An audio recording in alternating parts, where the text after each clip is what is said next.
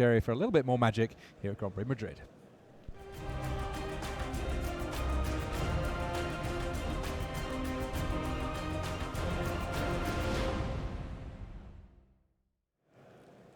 Hello and welcome to this round 6 of Grand Prix Madrid, and we get a chance to see some pretty big names, some of which we've seen in the feature match area already this weekend, some not so much. On the left of our screen, that's Adrian Romero Cano, Christian Ortiz-Ross and Rodrigo Togores, up against Elias Klocker, Florian Koch and Carsten Linden. We're starting things off with Modern here, our middle table, and it looks like we have a bunch of Tron going on here. So you know what, given that it's a Tron mirror, how about we jump across and see a little bit of Standard, because I happen to know that Elias Klocker's Standard deck, kind of an interesting one of the ones that we maybe don't see quite so often in the Standard portions of tournaments these days. Take us through what's going on here, Moraine. Well, his deck list, it starts with 4 start, finish. Is that? I see what you did there. We got a hidden stockpile already in play, though, for Elias Klocker, and that begins to give you a sense of what he's working toward here.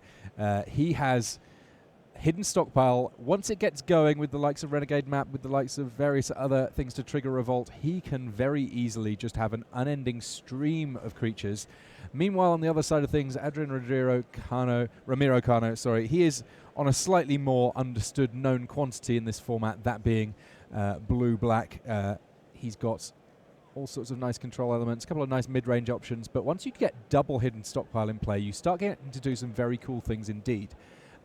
You sacrifice one thing to trigger Revolt, that will make 2 servos. That once you've got 1 servo in play, you can start sacrificing servos to scry, and each one that you sacrifice will trigger both hidden stockpiles, meaning that you gradually get to generate a gigantic board for very little investment indeed. Yeah, and this Standard format, there's not a lot of sweepers. It's Fatal Push, it's all target removal. So if you can flood the board, that's just very, very good in this Standard format. So I'm liking the approach of the white-black token deck. Here we see it, hidden stockpile, of course, a very good combo with Renegade Map. In the next turn, it will be able to generate 2 colorless tokens, each stockpile once. Not sure how in love I am with the whiteboard basics, but you know, each their own. And here comes Gonti, Lord of Luxury. He's going to take a little look at the top 4 cards of Elias Klocker's deck, see whether or not he can maybe get some hidden stockpile action of his own going on. I'm not quite sure what happens once both players are generating servos at a rate of knots. It seems like that could be the best option available to him here. Profane Procession is a good card, but not against tokens. I mean, exile your token for 5 mana.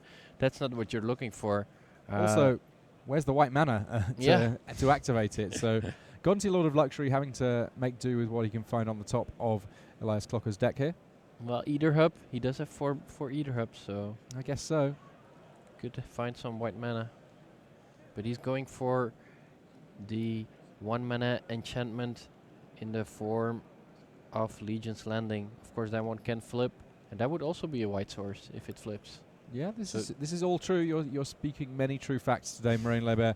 In the meantime, though, Elias Klocker, the engine is there. I'd hesitate to say that it's running just yet, but it's at least parked in the driveway, and sooner or later we're going to see some cool things coming from Elias Klocker as he fetches up a forest here. Full 3 colors to work with in his list. What is that green mana going to be for? I see only Vraska Relic Seeker, so that's quite a great deal. Also, Vraska, there's 4 Anointed Procession, so I think if you destroy a creature, you get 2 treasures. Sweet. I like it. And Anointed Priest, that one working very, very nicely with all of this token generation, gaining a substantial amount of life for Elias Klocker here. Yeah, now just things get going. He's going to gain 2 life a turn at least, scry a bunch, and maybe even resolve a Vraska next turn. So this is already looking good for Elias. I'm not sure what the blue-black control deck is supposed to do. I guess, yeah, just the Scarab God? Is that the plan against a deck like that? But does it even raise an Anointed Priest and double hidden stockpile? I'm not even sure. We're in this weird spot where essentially Elias Klocker now, if he didn't want to, wouldn't really have to resolve a whole lot of spells from the rest of this game. So the traditional plan of blue-black control that's sort of, you know, about countering key threats and getting something going isn't really too relevant. We see Anointed Priest jumping in the way of Gonti, Lord of Luxury, because actually when Anointed Priest comes back as a token, in some respects, even more powerful than the first time round as a regular creature. If there's already Anointed Procession in play, then you get 2 copies of Anointed Priest, and then things, well, they get a little bit out of hand. Glint-Sleeve Siphoner here coming down for Adrian Ramiro Cano here. Adrian will have to flood the board, but his only way of really doing that is the Scarab God. I'm a bit surprised by the block of the Anointed Priest. I mean, Elias was at 18. He can easily take 2 life. Is it that big of an advantage to get that Anointed Priest in the graveyard? He can get it into the graveyard if he really wants to by sacrificing, but I think I would have preferred to have it in play for this turn. I mean, now he's not gonna embalm it. It's gonna cost him at least 2 life, which he would have lost from the attack, but the Anointed Priest is gone, so I'm not sure if I agree with that block. So Renegade map here, and again triggering Revolt, again allowing Elias Clocker to find the lands that he needs. And it is nice, I guess, every time that you get to trigger Revolt without having to sacrifice creatures, because that's an easy way of making sure that you get still more creatures in play each and every turn at a slightly faster pace. Yeah, tokens get in. Of course, the Glint-Sleeve Siphoner is not gonna block, and I think we're gonna see a Vraska here. Or he's just gonna... Vraska costs 6, right? Oh, yeah, but he could have fumigated, I guess, but that doesn't do much, because the card from Gunty would still be exiled. I'm not sure why this is the game plan you want, how you want to approach this game. I feel like we could have waited with that Anointed Priest. I don't think we're getting enough value right now out of that block, sacrifice, and then get it back. So, if you're Adrian Ramiro Cano here, what sequence of draws are you looking to piece together in order to be able to get something going Well, here? there we have it. The Scarab God, it just has to stay in play, and unfortunately there's no creatures just yet. So you will need to kill some creatures in order to be able to animate them. But I think that's the start. Glint-Sleeve Siphoner is not looking very good against that many tokens. Even Gonti can just quadruple block. So the Scarab God, yeah, I mean, needs to find some zombies to go with it. Thinking about that Anointed Priest block, is the reason to play things that way exactly what we see now, which is that you've got your creature dead, you've then brought it back with Eternalize, and now you're just in a point where there are no actual factual creatures for the Scarab God to work with? Yeah, that's actually a good point. Maybe that's what he was trying, but he did skip his 5th turn just to do that, although he might not have had a better play, so might have actually made sense. In the meantime, look at that. Vraska being pretty aggressive here about dealing with the Scarab God. Just 1 treasure, no Anointed Procession yet. Target player's life total becomes 1. That's actually quite good when you have 17 tokens. I mean, it's quite good anytime, but it's not something that you get to see activated all too terribly often. Normally by that point, people are scooping up their cards before the ability even goes on the stack. I'm a bit surprised how few of these Vraska ultimates we actually see, because he starts at 6, goes up to 8 if you want to immediately. So that's only 2 turns away from making that ultimate, but I haven't even seen it once. Conti eating 1 servo, only for more friends to show up sooner or later. Look at Adrian's hand. Fatal Push, 2 Vraska's Contempt, all of them are so weak facing all of these tokens. That's just not what you want to be doing against a token deck. And I mean, Vraska's Contempt can take down Vraska in a weird, strange, self-referential bit of removal. And then dealing with the Anointed Priest does make sense. It's something that's going to make everything a little bit fiddlier in terms of actually eventually reducing Elias Clocker's life total to 0. Wait, I think Adrian actually forgot about the Scarab God and then realized it in his turn, and now... I mean, I guess given that those servos came into play, yeah, what's the timing on it? It should have resolved before the servos did, the end of turn trigger? Yeah, at the beginning of your upkeep. No, when beginning of the next end step. The beginning of the next end step. So I feel like he untapped and it was in his graveyard, but maybe there was just a miscommunication and they went too quickly. I think there's a judge. Yeah, I think it's too late. Yeah. Little misstep there from Adrian Ramiro Cano. And the problem is the trigger's gone now. Scarab God is not... Whenever it dies, return it. So it already died, right? The trigger is gone?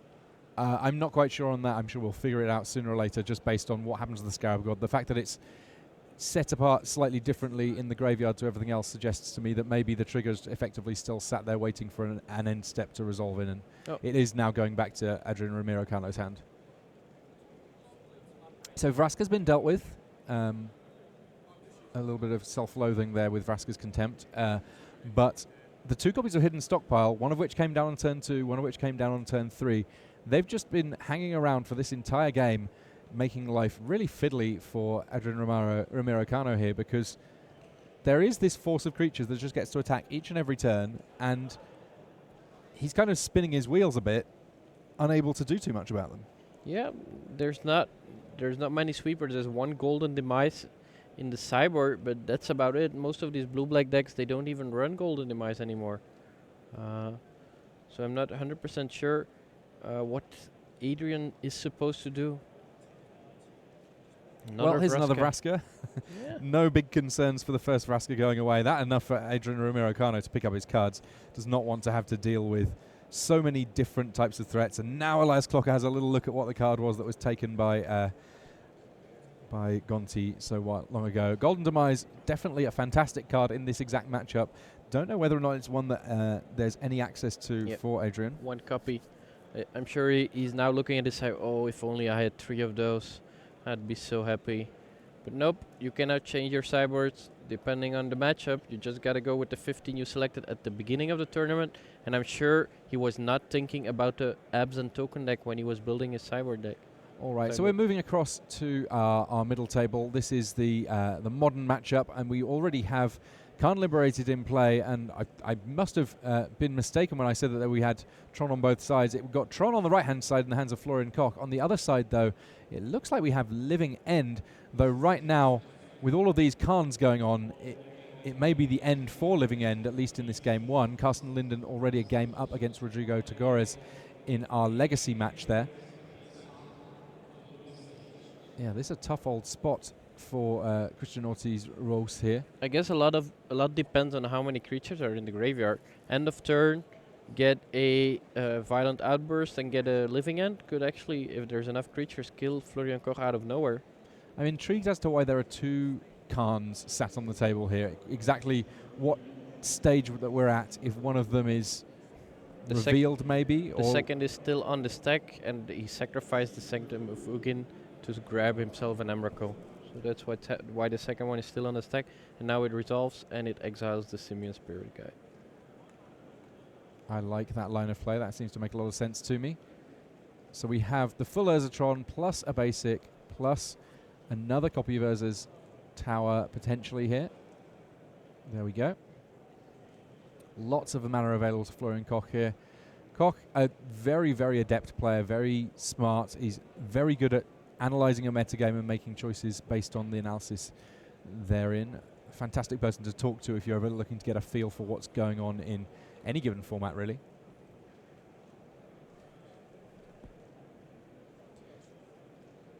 And Christian Ortiz-Rose here just spinning his wheels, trying to find something that he can get going as Khan Liberated starts eating cards in his hand. Potentially any Cascade spell into Living End could be enough to do it here, but Florian Koch is going to be looking for a way of shortening that clock just to try and make sure that the timing is not going to work out in Christian's favour here. Horizon Canopy in Florian Koch's graveyard, a newer addition to the Mono Green Tron. I don't think they had that a couple of months ago, but it seems like I've seen multiple Green Trons now running at least 1 Canopy. Of course, good in the late game when you draw cards like Expedition Map and Sylvan's Crying.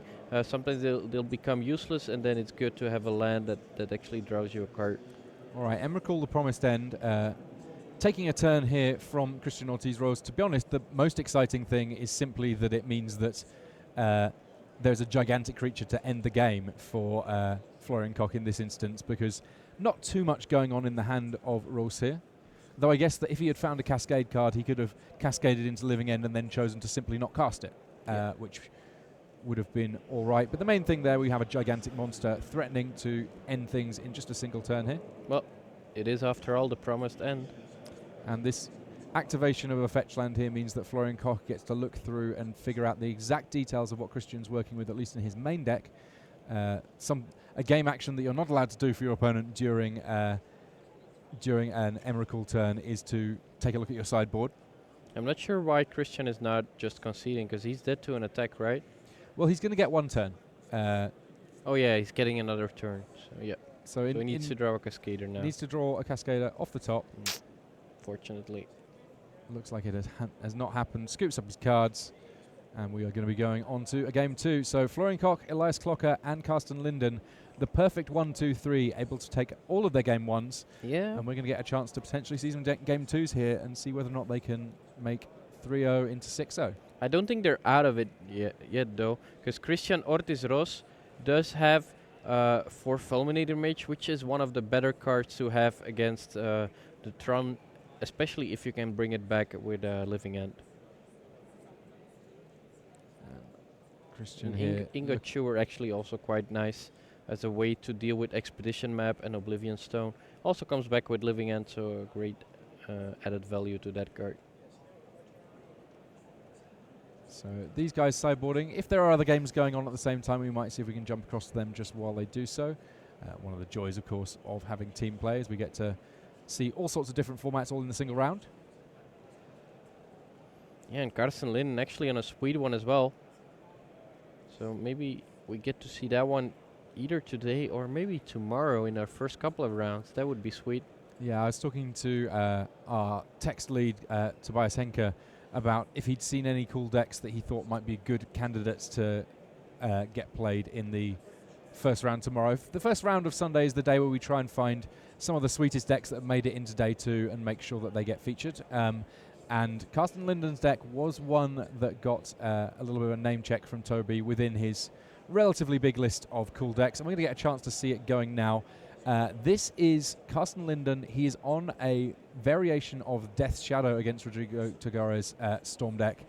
And his Death Shadow list is running berserk. Yeah, this is actually the second time we see it in the feature match area.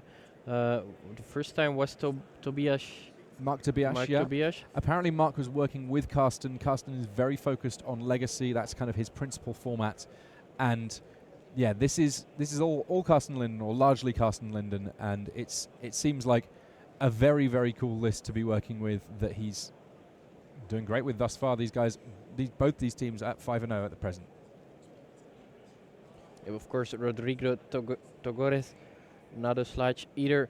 He's got multiple GP top 8s and also very famous for piloting Storm just perfectly. This is his deck. He's been playing it forever. He knows all the ins and outs. We've seen him beat triple Force of Will earlier this tournament. Yeah, and the Storm deck very much a puzzle, and Rodrigo Togares has plenty of practice in solving said puzzle. Working with a full grip, he's got a couple of Lion's Eye Diamond in play. That one of the perks specifically in Legacy of Storm, you get to run more copies of Lion's Eye Diamond. With even in Vintage, you're only allowed one. Admittedly, in Vintage, you have the likes of Yawgmoth's Will and so on. But yes, he's got some very potent cards to work with in this Legacy format. Stubborn Denial from Carsten Linden. The first little bit of disruption just to make life a little bit trickier for Rodrigo in going off. Didn't want to see a Cabal Therapy resolve. Looks like there's another Stubborn Denial and a Force of Will at very least in hand for Carsten Linden here. So he's got a good opportunity to make life really fiddly for the combo deck.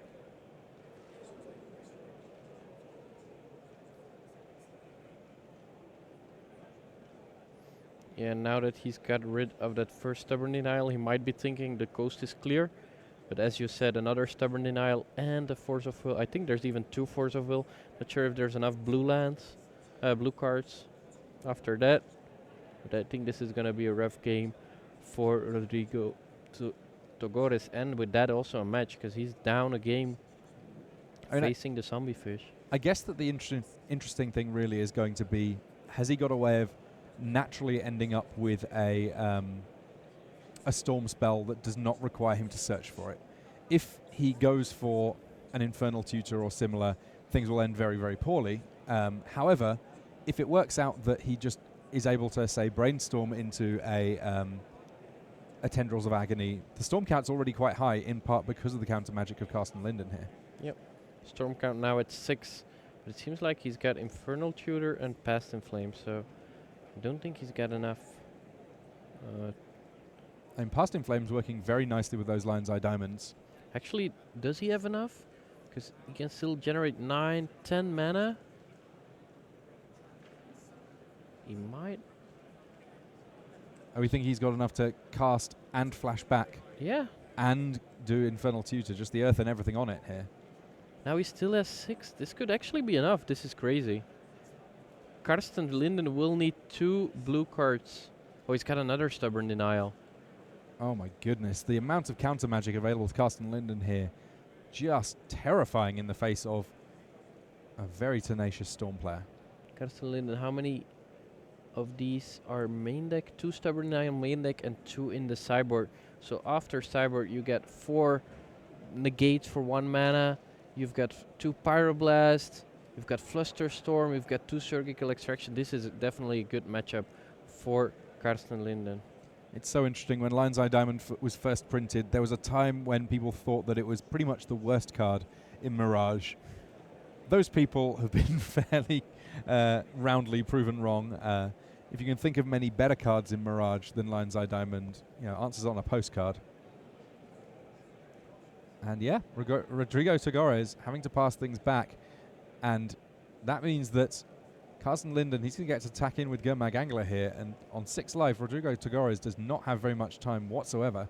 And of course, through all of that activity, cracking Lion's Eye Diamond and whatnot, no cards in hand for him to work with. So he's drawing pretty slim here.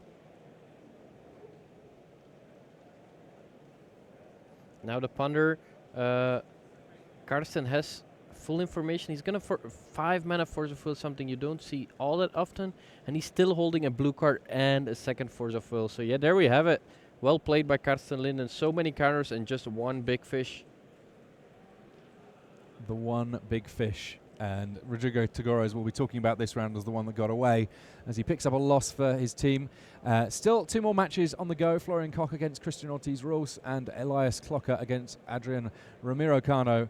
If either one of Elias or Florian can win just one more game, then their team will advance to 6-0 here in round 6 of Grand Prix Madrid. Yeah, not looking very good here for Rodrigo, Christian, Adrian. 4 games down. They still haven't won a single one. They will need to win 4 games in a row if they want to win this round. This is a tough task. You see the players just carefully de-sideboarding before they pack everything away and start helping their teammates out potentially, or at least watching their teammates play some matches. One of the fun bits, of course, of any team competition.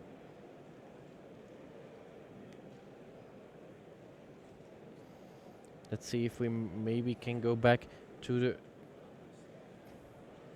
So just to give you an idea of what the matches are in our feature match area, obviously we've just seen the completion of the Legacy match of Carsten Linden's Death Shadow against Legacy Storm from Rodrigo Tagores. Storm, obviously a deck that exists in lots of formats and is a little bit different in each of them that it exists, even when it comes to win conditions. Then in Modern we've got Florian Koch. He's on Mono Green Tron, one of the most popular decks in the format. Meanwhile, Christian Ortiz-Ros on Living End. Living End, a deck that's pretty potent at getting a lot of creatures into play very, very quickly, but sometimes these Tron decks, firstly, they can both disrupt the graveyard a little bit with the likes of Relic of Progenitors, but if they can get things going, as we saw in the game 1 for Florian Koch, if they can get things going with the likes of Khan, it can get kind of problematic to get things working as a Living End player. And then finally, Elias Clocker's Abzan tokens up against Adrian Ramiro-Cano on blue-black mid-range. We're going to get a chance to see a little bit more of that match now, and we can already see that there are plenty of tokens in play for Elias Clocker, though in this instance it's not down to Hidden Stockpile. Instead, it's that we have Legion's Landing already transformed and generating vampire tokens for Clocker, who is able to get stuck in as it's 4 vampires versus 3 Glintsleeve Siphoners in a relatively homogeneous battle on each side. Glintsleeve Siphoner is not the best blocker against 1/1s. There we see it. You don't want to throw your 2-drops under the the vampire bust. That's not what you want to be doing with these glint sleeve siphoners. Yeah, of course. Adanto the first fort, generating white vampire tokens with lifelink. Well, every turn if you want to, and by the looks of it, thus far, Elias Klocker has wanted to, and that means that he's not expended very many cards to get into the position that he's in, whereas Adrian Romero Cano has had to work pretty hard to get everything that he needs to go going thus far, and that's kind of makes life a little bit fiddly for Adrian. So we have Tocatli, Honor Guard. Tocatli Honor Guard, kind of an interesting one, pretty potent actually, and enough to draw out a Supreme Will from Adrian Romero Cano here. Yeah, I think he's looking at the top cards. I think this is mainly a concession to the Gonti. It works against Gonti. Against Champion of Wits, it's also good. I mean, What Glint else do Sleeve we Siphoner, have? when it comes into play, is not going to generate any energy No. initially. So it's, I mean, also just a 1/3 for 2. Every now and again, Well, you're looking for that sweet extra power on the battlefield. oh, Torrential Gear Hulk as well. So a lot of applications there for this little human soldier 1/3. Not something we see all that often. Of course, also very good against the green-black Constrictor deck. Rishkar doesn't do all that much anymore. It's, Yeah, a nice little utility creature. Walking Ballista still works. That's kind of unfortunate because that one comes into play with +1/+1 counters. There we have it. Whoa! Stop! Stop! Wait. Oh, this is Oh. awkward. Oh. Champion of Wits comes into play, and Adrian Romero Cano, he's so used to just drawing the cards with it in play that he forgets about Tocatli Honor Guard. Now, to be fair to him, that Tocatli Honor Guard, it is a foreign language one. However, realistically, it did get cast. He was fully aware that it was in play, and I'm sure that Elias Klocker was not slow to point out exactly what it does. So this is a bit of an awkward situation. Yeah, he and the card. The most awkward about this is that the card touched his hand. So I'm not 100% sure, but I think the fix could be that he draws a card and then Elias can duress or Thoughtseize for free. We'll find out shortly. The judge just having explained exactly what the situation was here.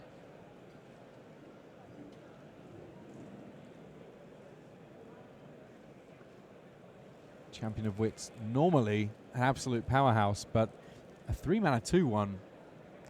That's not how you're winning games of Magic. At least you don't have to discard two. It's not like Leovold with Brainstorm. You don't have to discard or put them back. I mean, Champion of Wits would not be very good facing a Leovold. You would just have to discard two cards. I think it's fair to say that a large proportion of creatures in Standard do not do very well against some of the best things in Legacy. But we got Torpor Orb up in play. That's the artifact version of Tocatli Honor Guard. A little bit harder to kill, a little bit easier to cast, but equally does not beat down for one. Either way round, whether you've got Torpor Orb or the Honor Guard in play, creatures entering the battlefield, their abilities do not trigger. And is there anything in Elias' deck that actually gets shut down? I would assume there is not. There's certainly not much. There are triggers when creatures come into play, thanks to the likes of Anointer Priest, but that's about it. Yeah. So Anointer Priest is not working anymore with this card. Also Sunscorch Champion in the sideboard, but I'm guessing that one did not come in. I'm also liking Elias' sideboard Treasure Map. I think that's a very good card in the control and in the mid-range matchups. I also like that he's got more Excellence Binding in the sideboard just to get rid of the Scarab God, which can be a problem. I mean, this blue-black deck is good, but it's hard. It's got a problem, one, with token creatures, like because there's no mass removal except for one singleton Golden Demise, and then it's got a problem with enchantment. So what enchantment can be problematic? Hidden Stockpile and Anointed Procession. So this white-black or Absent token deck is very well positioned. There we have another very problematic card which the blue-black control deck cannot handle. Treasure Map gets to scry every turn and then generate a couple of treasures to transform into a land. Treasure Cove, which gets to sacrifice treasures to draw cards. Also, if you have Anointed Procession in play, you flip it, you get 4 treasures. None too shabby, it must be said. We like a bit of Treasure Cove. One of the like some of the things that transform into lands do end up being legendary. I think you know your likes of Azcanta and so on. Treasure Cove. If you end up with 2 of them in play, fill your boots, go nuts. Aren't treasures supposed to be hidden? I mean, look at this treasure. It's just on the beach. Yeah, if you're sailing past that one, you're not going to miss it. It's going to glint and gleam in the light all day long. So the judge is still just figuring out the details of exactly how this one's going to resolve. We've seen a lot of blue-black. Mostly blue-black mid-range. I'm a bit surprised because like 2 weeks ago, Brett Nelson, Corey, his brother, then a couple BBD, I think, as well. They were all playing this blue-black mid-range deck, and the best they got was 1 top 16 finish. I mean, if these players usually come up with a deck and they all play the same, you get at least 1 or 2 of them in the top 8. I mean, last year there were 2 or 3 GPs where both Brad Nelson and his brother were in the top 8 of a standard GP. So I was like, yeah, it must mean this blue-black mid-range deck is just not all that good. But it seems like here, a lot of people are playing it and a lot of good players as well. Yeah, small shifts in the metagame here and there. All it takes for your middle of the round players going a little bit better. While this judge call is still just being resolved, we're just going to jump across and see how things are going for Florian Koch. He's already got Ulamog and Khan in play, so I'm going to call it out and say pretty well. And it looks like Christian Ortiz-Ross rather agrees.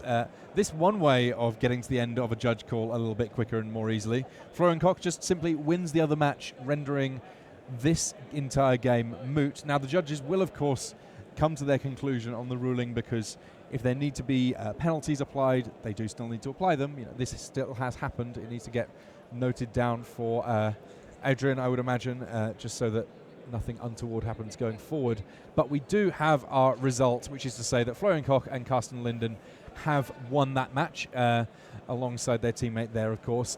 We didn't get to see too much of the Cool Death Shadow list, but I've been promised by Grand High Poobah of coverage, Rich Hagen, that if they're still in on day 2, which by the looks of it now they are, we're going to get a chance to see that deck working its magic tomorrow morning. We'll get a chance to see that soon enough. We'll get to see more magic from this round even sooner, but first, these messages.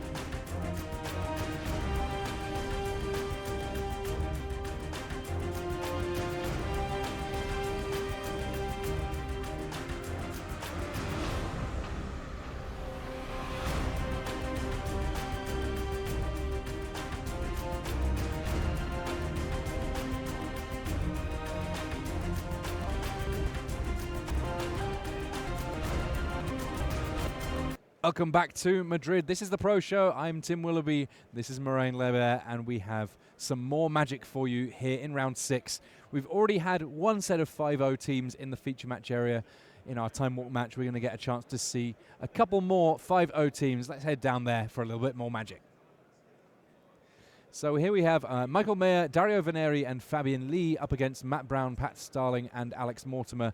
And we're kicking things off with our Legacy game, and we get a chance to see Gamble. Now Gamble, a very cool card for just a single red mana. You get to search up any card, but then you have to discard a card at random. And when the card that you discard is Life from the Loam, that's essentially perfect because we have the lands deck here. It is looking to use Life from the Loam to get plenty of lands back each and every single turn of the game, and thus far it's been working out fantastically for Alex Mortimer. As mentioned previously, both of these teams currently 5-0, doing fantastic stuff. So how does this land deck work? This is basically a deck which runs about 35 lands. Some of them are just regular lands like Taiga, fetch lands, but then you get the likes of, for example, Tabernacle at Pendrell Vale, which is a nice card to tutor. There's Maze of It, there's Grove of the Burn Willows. So there's some utility lands. And then next to these lands, there's also a nice little combo in there, Dark Depths combined with Thespian Stage, which actually lets you make a 20/20 indestructible flying creature with just these two lands. So that is the main plan for the lands deck. But how does it, like, you cannot just run a deck with 35 lands. You also need to have like something that supports all of these lands, and that's where the cards like Exploration come into play. You see it now in the graveyard, which is an enchantment for 1 green, which lets you allows you to play a second land every turn. There's Life from the Loam, which makes sure that, for example, you can wasteland and then return the wasteland with Life from the Loam. And then, of course, there's Crop Rotation, which works very well if you're trying to assemble the Dark Depths and Thespian Stage combo. Now on the other side of things, Fabian Lee, he's playing Elves, and even though he got a little bit shut down by Rishdam Port that last turn, he's already got 2 copies of Nettle Sentinel in play. Now if he finds himself Birchlaw Rangers or a Heritage Druid, he could be very much off to the races here in terms of his mana development, and even in the face of something like Tabernacle at Pendrell Vale, which in principle is great against a deck that's looking to make lots of creatures, he could still just go over the top with the amount of mana that he's able to produce, and with 1 big Crater Hoof Behemoth, he could very much end the game.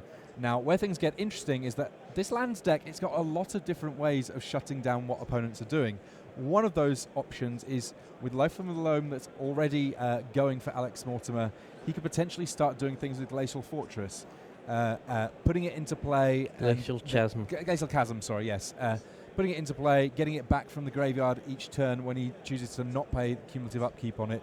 Really, you need an Exploration in play if you're going to kind of keep that going, so you don't miss land drops. But in the meantime, having played this Tabernacle at Pendrell Vale, he's given all creatures that Fabian Lee's got going on an upkeep of 1 mana. So if Fabian Lee untaps, draws his card for the turn, he's moved through his upkeep step, and that means that he would lose those Nettle Sentinels. And he's got a bit of a decision here, because if he didn't if he does pay the upkeep, then he's not really doing too much else with his mana on any given turn. This is a really problematic sequence of draws for Fabian Lee to work his way around here against Alex Mortimer. I think Fabian Lee, he really needed a Heritage Druid there.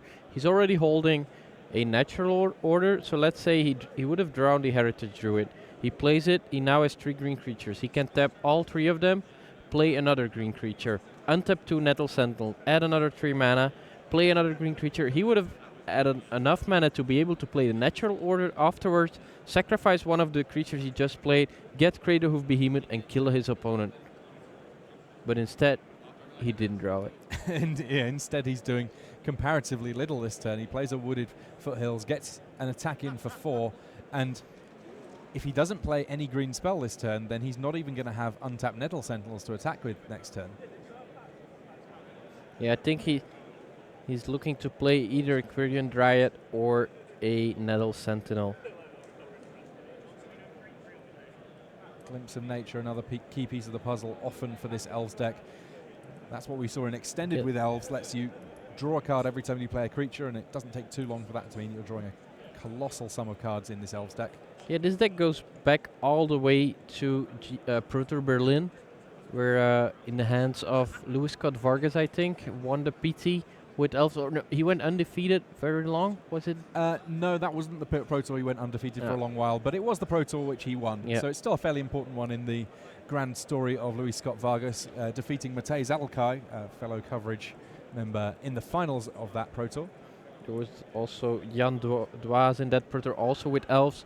That Pro Tour was dominated by elves. I remember playing it myself, but I hadn't practiced enough. It's a very hard deck actually to master.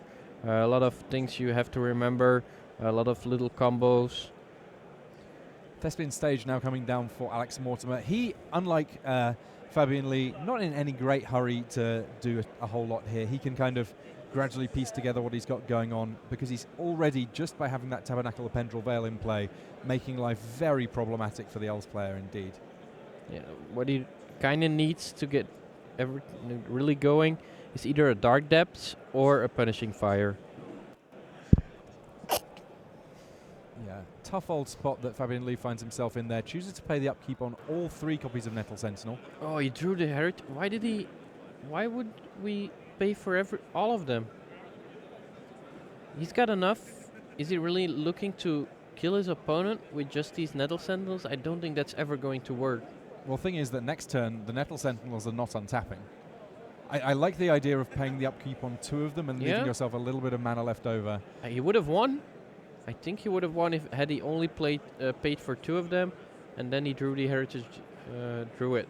So here comes Mana Bond for Alex Mortimer, and that one that is getting a large amount of scrutiny on the other side of things. Mana Bond, one of the easy ways that the lands deck can get an awful lot of lands in play all in one turn.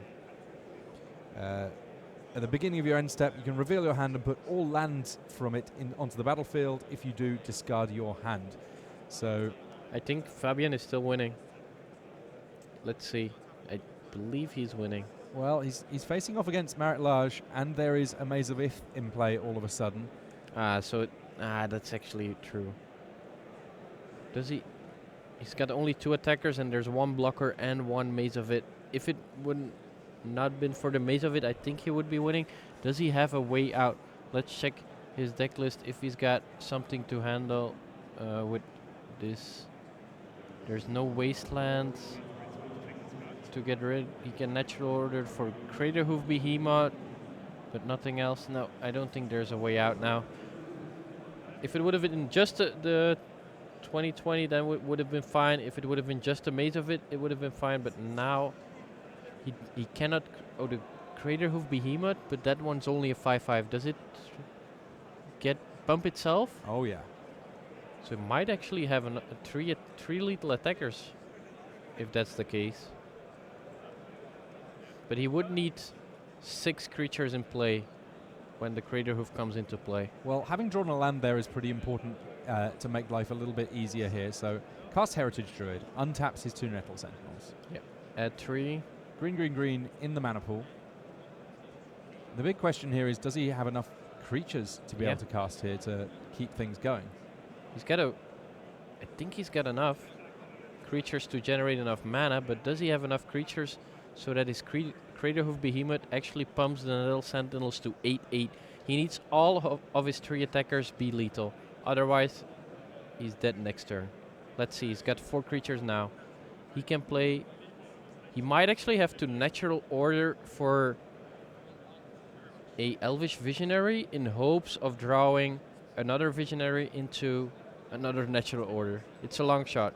Now, he's played a Wirewood Symbiote here. Not an elf naturally, so he's going to have to use the Wirewood Symbiote to start doing some bouncing and untapping here in order to be able to carry on his mana train.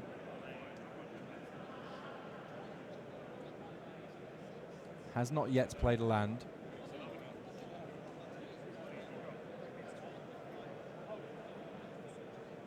As much as we were talking about earlier on in the round, the likes of Storm being a puzzle, the elf deck, it certainly has puzzle-like elements also.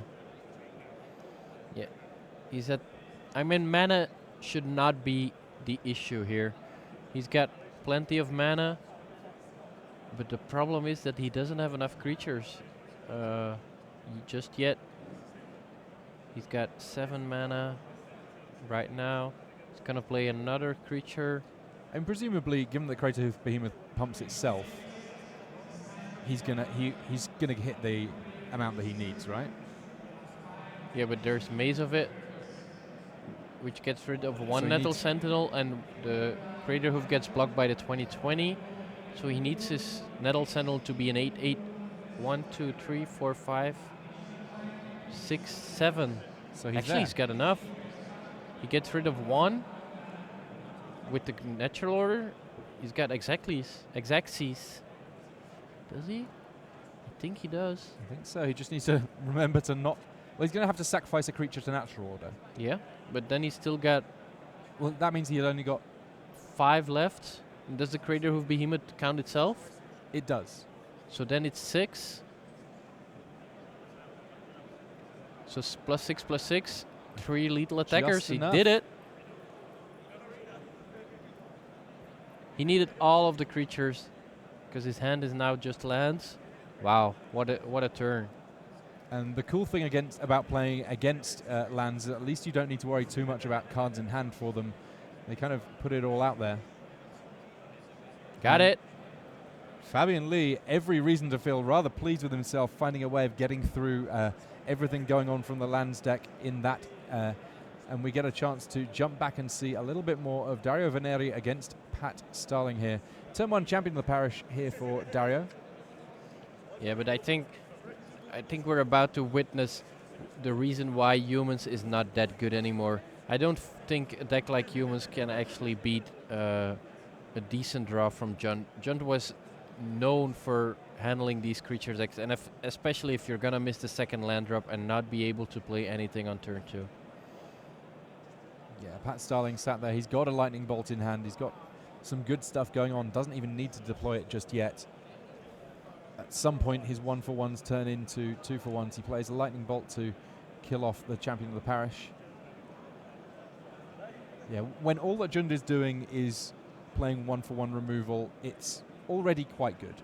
It's when it starts casting Bloodbraid Elf or Kolaghan's Command or Liliana and getting 2-for-1s that life gets very, very difficult for a large proportion of decks. Yeah. It's a bit of a shame we just got into this game. Yeah, at least he does have the answer to Dark Confidant, and I think like Pat Starling might also be stuck on 2 lands. So if Dario ever finds a second source and can resolve that, well, Dark Confidant and stick it into play, but there's still 2 lightning bolts waiting as well. This is going to be a tough game for Dario Veneri. Pat Starling, the first Dark Confidant did not hang around. The second one has been able to stay in play for at least a turn here, and this is where we start seeing consistent card advantage. First in the form of Dark Confidant, revealing still more sources of card advantage, I believe, in those Bloodbraid Elves. Yeah. When your best hope of winning the game is hoping that your opponent flips expensive spells Well, on their Dark Confidant, that's not a great position to be in, though to be fair, Pat Starling has done a great job of doing exactly that. He's revealed 2 copies of Bloodbraid Elf thus far without having the 4th mana to even cast them. This is... Maybe he accidentally put Emrakul in his deck. That would be a misplay. There was once a deck, right, that ran both Dark Confidant, I think in Legacy, a deck with both Dark Confidant and Emrakul. Yeah, this is Phantasmal Image is not gonna save him. There's Lightning Bolt, so even though the Tarmogoyf is big enough to survive the 3 damage, of course the trigger will kill the Phantasmal Image, and now I believe Pat Starling has enough damage. Takes 2 from revealing Abrupt Decay, but you know what? Doesn't matter too much if you're taking 2 if you now hit the point where you can cast your Bloodbraid Elf. Let's see what it gets to cascade into. Liliana of the Veil, not the worst card to be able to cast Close game. completely for free. And there's the handshake. Pat Starling, the first match win in this match in our time walk. And we get a chance to go back and see a little bit more of lands versus elves. Again, the gamble happening. We've already got a crop rotation that has picked up a copy of Tabernacle at Pendrell Vale. One of the oddities of Tabernacle at Pendrell Vale, it's a land that doesn't tap for mana. They don't really make them anymore. It's a bit of a confusing, strange set of circumstances. Gamble here meaning that Mox Diamond goes away. Mox Diamond, another way of the lands deck getting a little bit ahead on mana, and it really doesn't mind discarding lands too much, considering that it is very much a life from the loam deck. And this game is looking quite good for Fabian Lee. Double Deathrise Shaman. Also now also draws the Caracas, which he's playing as a singleton. Also has the Gaia's Cradle to get enough mana to pay for all of his creatures. Yeah, Gaia's Cradle is a hard counter to Tabernacle at Pendrell Vale, right? Yep, it's the one-on-one counter. It's like the Wasteland, but they both stay in play.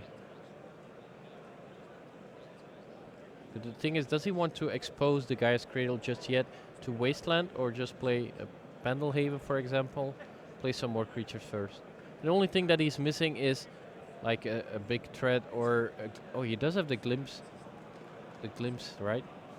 So and one thing that I kind of like as well in this matchup is that those copies of Deathrite Shaman, they get to eat lands in Alex Mortimer's graveyard. They get to eat Life from the Loam out of Alex Mortimer's graveyard. They make life really fiddly for the lands deck, not in terms of the sort of the big game plan with a capital G and a capital P, but more just sort of the general day-to-day processes of what it's trying to do. Yeah. I would assume that Alex Tudor searched up a Punishing Fire, but he would still need more lands. Like, he can Punishing Fire and then use the Grove of the Burwolves to return it in response to the Deathrite Shaman, but for that he would need 2 more lands that produce mana, and so there's still some time to go. And even then, Fabian could still return it to his hand with the Quirion Dryad. So we have a small glimpse of nature here from Fabian Lee. Plays Gaia's Cradle, taps it for 2, gets to draw a couple of cards. Now he's drawn into a Surgical Extraction, and that means that even if there is the likes of Punishing Fire going on, then it becomes a little bit trickier for Alex Mortimer to really get the most value out of it. Because the life gain on Grove of the Burn Willows attached to life gain trigger, if you go with multiple Grove of the Burn Willows, you can sometimes do cool things to remove the target of Surgical Extraction in response to it. But that's not necessarily something that we're going to see here, because... You think he actually searched up a Chalice of the Void? Chalice of the Void on 1 is pretty potent against the likes of what else has going on. Ooh, that's actually sweet. So he's gonna crop rotation away the Ancient Tomb. He's gonna get maybe a Wasteland. Oh, look at that. He's not dead. He's also gonna play this. He's still 2 mana floating, so he's still gonna play the Chalice of the Void. Gonna shut down pretty much every spell in Fabian's deck, and now also Wasteland on the Gaia's Cradle. So this is still a game. Well, all of those elves have upkeep 1. Admittedly, 2 of them can eat lands from Alex's graveyard in order to pay for all of that. The other 2 are going to struggle a little bit further, and all 1-drop spells are going to get countered as and when they get cast. Now, it's not as if a Chalice on 1 doesn't hurt Alex Mortimer as well. He can't cast Gamble anymore. He can't cast Exploration. I mean, he can cast them, they won't resolve. But at the same time, it's much, much worse for this Elves deck.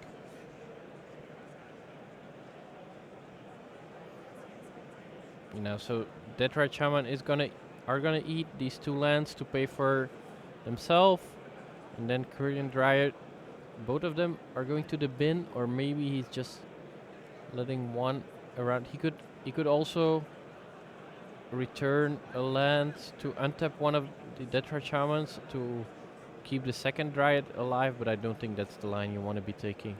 Now, conveniently, one thing we can say for Fabian Lee, he's drawn plenty of lands himself. Weirdly, he's in a better position lands-wise, in some respects, than the lands deck. He has more mana production, at least. Tabernacle at Pendrell Vale doing a huge amount of work to hamper that mana production, but the Elves deck's got a few good things going on. Dark Depths is coming down, though, now. It's starting off with a whole lot of counters, 10 counters to begin with. 64. 64 counters, yes. Realistically, if they get removed, they're unlikely to get removed 1 by 1, though that is something that the lands deck, at least in principle, could find itself doing.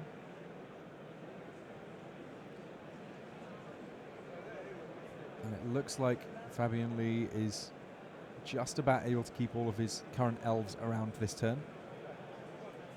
At some point, those Deathrite Shaman are going to run out of lands to eat out of these graveyards. Yeah, at that point Fabian will have to start paying for them, and then at least they can attack or even remove a problematic instant or sorcery. This game is weird because usually the elf deck, I don't think how many, I'm not sure how many lands it runs, but I believe it must be something like 18, 17 maybe. I mean, it has a lot of mana production no matter which way you slice it, just simply due to the fact that so many of its creatures can also work as mana production. Yep, 19 lands. And he's drawing quite a bunch. Might have added a 20th in the form of Caracas, but he probably cybered out something like a Cavern of Souls to replace the Caracas. Now, a great draw for Fabian Lee right now would be a Reclamation Sage.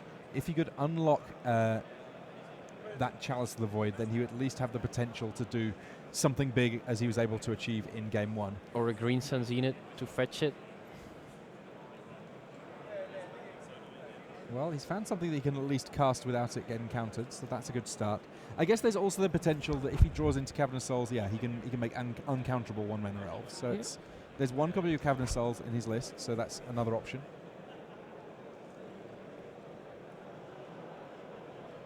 The Caracas that he has in play, a great answer to that Marit Large token if it works out that Alex Mortimer can't find a Wasteland effect.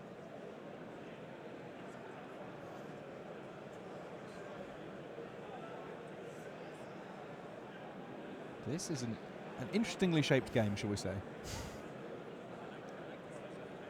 And now Fabian actually keeping that Caracas untapped. You never know that your opponent does something crazy like Frozen Grip on my own Chalice and then play the crop rotation to get Thespian Stage. Of course, he would need a lot more mana to do that, but he's just playing it safe, keeping that Caracas in case the Marit Large legendary 2020 flying creature comes into play, then you can just tap your Caracas, just return it. Well, I mean, Fabian Lee has one extra line of defense against the 2020, which is that he's currently at 21. Yeah. Sometimes the life gain of Deathrite Shaman pretty important. If you haven't got any lands left to eat, you might as well eat a creature and see if you can make it a 2-turn clock for the big legendary creature. So how is Alex supposed to win here? He just really needs to draw Punishing Fire. If he can get going with Punishing Fire, then it's looking quite well. Unfortunately, he shut down his own crop rotation, shut down his own gambles, so these are not gonna work. He really needs to draw. Life from the Loam doesn't do it. It's just that one Punishing Fire. It's also one of the reasons why I think I would have preferred Fabian to keep around the second copy of Deathrite Shaman, just in case there is the Punishing Fire, although there are 2 Growth of the Burnwell, so that might not even work. Well, I mean, I believe that he also has Surgical Extraction going on, so... Yeah, but that gets countered by Chalice, so that's not gonna work. Oh, this is true, yes, I apologize. Well, maybe Alex forgets about his trigger. I'm never very happy when things go that way. It doesn't feel like the way that Magic should work. Scavenging Ooze coming down, conveniently a 2-drop, and plenty of creatures to eat in the graveyard. Look at that. But there's now the Scavenging Ooze. He needs to kill that one and return it, or can he wait? No, he cannot wait because the Scavenging Ooze is gonna grow bigger than a 2/2. So he needs to kill the Scavenging Ooze now, then return it. Yeah, he's still at 8, so he might actually have it this game. This has been a strange collection of games that we've seen here. Yep, it's just 2 very different decks, like a combo deck with 1/1 creatures with one mana elves, and then a combo deck with just lands and Life from the Loam, exploration. These decks are very weird, and that's why you have such a weird game here. Oh, so he's gonna kill the Deathrite Shaman. I'm a bit surprised, because now the Scavenging Ooze is gonna be big enough to survive the Punishing Fire. But actually, Quirion Ranger would have meant... Yeah, Quirion Ranger could actually untap the Deathrite Shaman to make the Scavenging Ooze a 3/3. Yes. So that's why he's targeting the Deathrite Shaman. Now he's still gonna remove the land just to grow his scavenging ooze to a 3/3 already. Could he have lethal next turn? Pay with Caracas for scavenging ooze. Pay with the forest for Quirion Ranger. So that's 3, 4, 5. He's got 5, 6 damage. He's short 1 damage because he can still play 1 land. Fabian Lee now at 22 thanks to those Grove and the Burn Willows. So now pay with... Yeah, I would probably pay with the Caracas. I don't think there's a reason to keep the Caracas untapped at this point. And you kind of need all of your green mana for scavenging ooze. Heritage Druid. Not much use against Chalice of the Void. In the meantime, his teammate Michael Meyer did pick up game 1. So if Fabian wins, all of a sudden his team is in good shape. Yeah, it becomes all about standard at that point. This, of course, our legacy in the team matchup. We've already seen Pat Starling going a relatively straightforward 2-0 in the modern. Interestingly enough, Fabian could just play the creatures to have them countered, and then they go to the graveyard, and the scavengers could grow even more. I don't like using the Pendelhaven here, because I would like my Quirion Ranger to stick around, and with the Pendelhaven you protect it from punishing fire. So I don't think the 1 damage is going to be worth it, because the Scavenging Ooze is killing Alex anyway next turn. So I think I like attacking here for 5.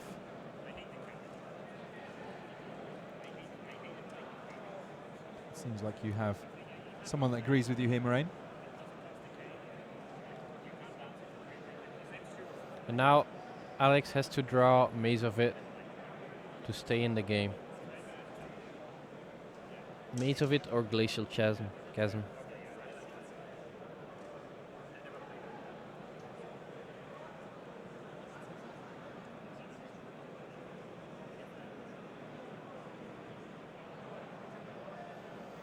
Does he draw Glacial Chasm or he draws Thespian Stage? Ooh, he can make a 20/20. A 20/20 would certainly be good here. This is very, very close. Pat Starling on just 3 life here. He can make a 20/20, but there's still this Caracas in play. Oh yeah, that's true. I think that this one's going to the elves, you know? Yeah. Unfortunately, Scavenging Ooze is not a legendary. Otherwise, he could Thespian Stage the Caracas and bounce it. That would be quite the line of play. He could not copy Tendril, the legendary land, because that one would just kill it. Tabernacle. So yeah, very interesting game. Kind of difficult if you're not very familiar with a deck like lands to figure out all of these plays. Also, the elf deck does have a lot of options. There we see also a nice little combo in the form of Caracas and the 1 crop rotation. Something that has changed over the years in the elf deck. Like in the very beginning, they were like 2 or 3 Gaia's Cradle. Then they went up to 4, and now they realized how good it is, and they actually added a crop rotation in the main deck. And that, together with the singleton Caracas, actually gives you 2 Caracas after sideboard, which is quite nice.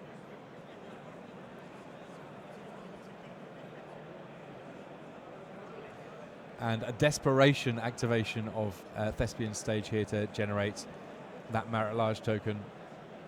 Successfully sniffed out by Fabian Lee. That enough for the handshake, so it's 2-0 to Fabian Lee.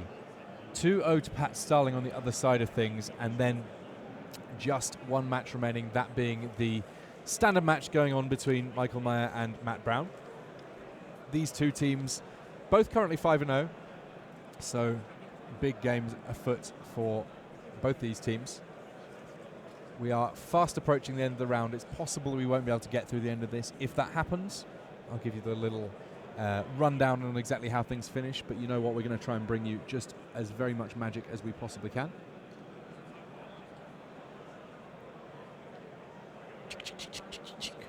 Very fast de-cyborning there. And there we have it. Okay, we get a chance to see Michael Meyer up against Matt Brown here, and well, it's Grixis on one side, it looks to be Grixis on the other. I can kind of see why this is the one that's still in game 2 where everyone else has already finished. This is an intricate sort of a match you've got going on, and one would have to think that on balance, the person with the Scarab God probably in pretty good shape here, Moraine. Yep, that's how you recognize the winner. When the Scarab God is on his side of the table, he's still at a, well, healthy 6 life, still holding the Vraska's Contempt, now gets to scry twice, probably both go to the bottom, not very good draws a land, and the Glintsleeve Siphoner. It's not like he needs any more draws, he just needs to tap 4, bring back some more creatures. 4/4 Wordle Virtuoso. I think this game's going Michael Mayer's way if he doesn't overcome it. Yeah, Pat Starling may be in the unenviable position of winning his match relatively securely and then just having to watch as his teammates have to battle and fight to find any wins that they can get. And Fabian Lee picking up the 2-0 victory against Alex Mortimer, and it looks like Matt Brown may be succumbing here to the might of the Scarab God and friends from Michael Mayer. Yeah, only 2 energy. He could draw 1 card, but I don't think there's a single card in the deck that can get him out of this, especially since Michael is still holding Commit Memory. Well, actually, yeah, that could have been a good start, Confiscation Code, but nope, there we have it. Congratulations to Michael Mayer, Dario Veneri, and Fabian Lee picking up the match there. In spite of, I mean, on the face of things, when we were initially just looking at that Jund list, absolutely just going to town on the middle table in Modern, we thought, you know what, this could be a quick matchup. It's not just about the Modern. Your Modern deck can be as great as you like. You need to have at least 2 out of 3 on every round doing things. And while, you know, congratulations to those guys, they got to 5-0 just fine. Currently at 5-1 though. Going to have to do a little bit of battling if they're going to carry on the run and try and somehow make it into day 2. We will, of course, have plenty more Magic for you, but right now we're going to take a little break before we get started on that. Do not go anywhere. We'll have more Magic with Riley and Raf after these messages.